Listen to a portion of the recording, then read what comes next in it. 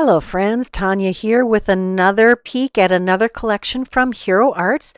This is the Fresh Flowers collection.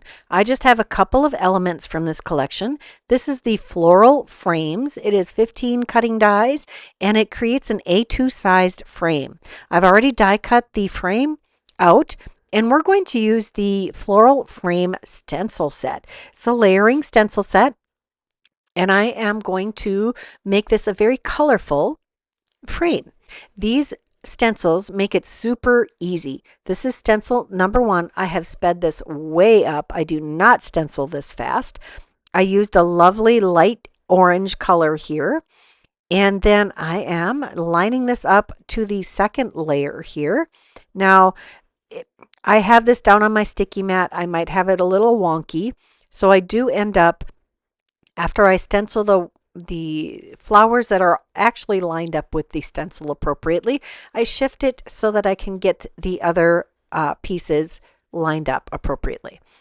That corner must be just a little wonky on my sticky mat. Now I'm coming in with my third color for the flowers. I did a nice light orange, a light purple, and now this is a more bold yellow.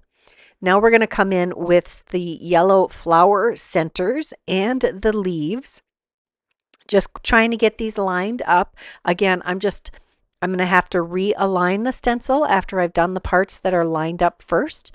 I'm using a mini ink blender to apply the yellow flower centers and the green leaves. And this is so easy. It went together pretty darn quickly, and I was pretty impressed with the results. Look at that beautiful frame. Now this is sized for an A2 size card. It does cut the frame to be 4 1/4 by 5 1/2 inches, so it would completely cover an A2 size card. Now we all love that my favorite size, is a 5 by 7 card. So I'm still going to create a 5 by 7 card with this. I am going to layer up 2 layers of card blank. I just used some white cardstock pieces here to die cut that frame again. And you can see that I did not push out the center of one of these layers. And I'm just going to leave it in while we are assembling all of these die cut images.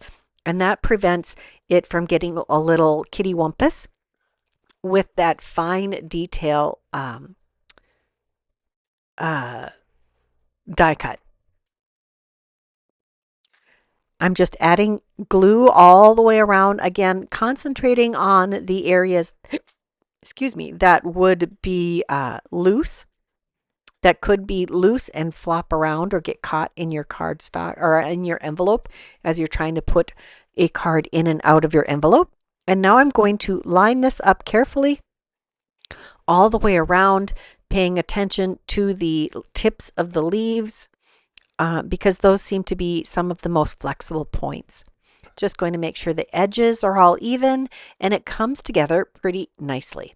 Once I have all of that attached, I flip it over to give it a little extra rub, and now we'll push out that center and we'll have a nice sturdy frame that won't get kitty wumpus when we try to apply it to our card front.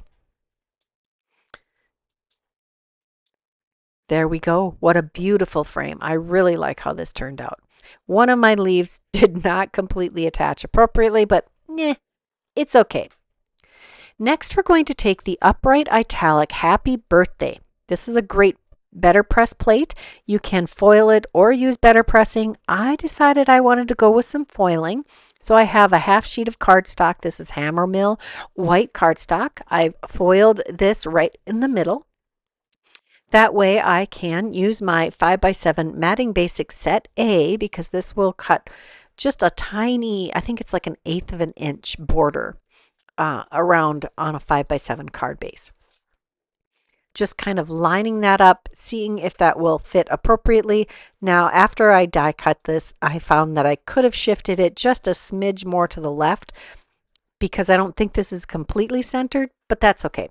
We're going to live with it. I added a little bit of extra cardstock behind this, and we're going to adhere it to our 5 by 7 card base. just making sure the margins around the edges are nice and even. Next, we'll adhere this floral frame, and I think it does a really nice job of matting around that happy birthday sentiment.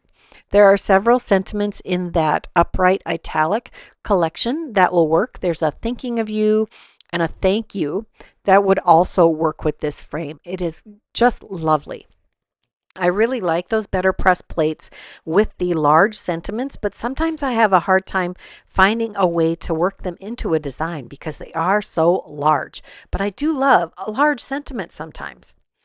There's also coordinating dies for the floral frame for individual flowers and leaf bunches. There's 3 sizes of leaf bunches, 4 dies, 2 small dies, medium and a large.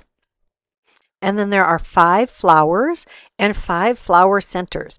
I unfortunately dropped one of my flower center dies, and I'll have to pull the magnet out. I'm pretty sure I dropped it in a basket.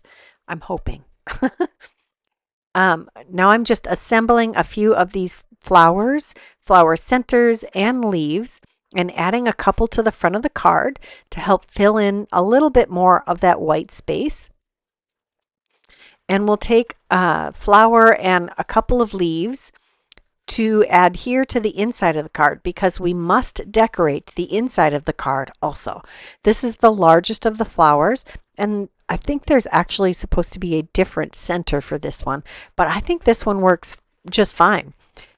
They're all pretty interchangeable. There are some embossed or debossed lines on the flowers that help guide which flower centers you should use, but you can completely disregard those debossed lines and use whichever center tickles your fancy. Next, we're going to use Go Wild sentiments. This is from the Weekender from this year, from Spellbinders, and it is still available. There are so many fantastic products in that box. I started to play with it. I haven't created any completed projects with it yet. Next, I pull out some rhinestones from my stash. I do not know where these rhinestones came from. They're just a fun iridescent rhinestone. And I encourage you to use things from your stash. You do not have to buy new stuff all the time. I am just using my wax tip pickup stick and my Barely Art glue to apply glue where I want these. You could definitely use the Color Essential gems for this also. Those are self-adhesive. And that completes my fun floral frame card. I hope you enjoyed this video. I had a lot of fun playing with that frame, just loving the colors and the delicate beauty of this frame.